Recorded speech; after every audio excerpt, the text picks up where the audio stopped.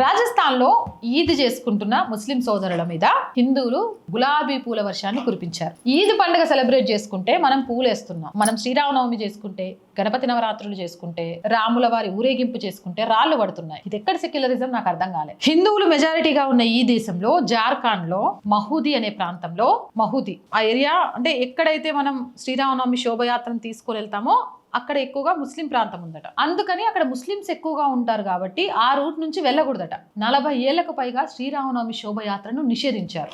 సాంప్రదాయ మార్గం ముస్లిం ప్రాంతం గుండా వెళ్తుందనే కారణంతో 40 ఏళ్లకు పైగా శ్రీరామనవమి శోభయాత్రను నిషేధించారు.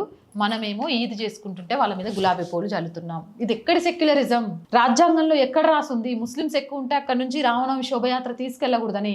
రాములోరికి 40 ఏళ్ల నుంచి జార్ఖండ్ లో అవమానం జరుగుతుంది. ఇది ఎక్కడ సెక్యులరిజం ఉందా? మనమేమో పూలేస్తున్నాం, వాళ్ళు రాళ్ళేస్తూ అడ్డుకుంటున్నారు, మన శోభయాత్రను జరగనివ్వట్లేదు. నాకు అర్థం కావట్లేదు. మీకేమైనా అర్థమైతే కామెంట్ చేయండి.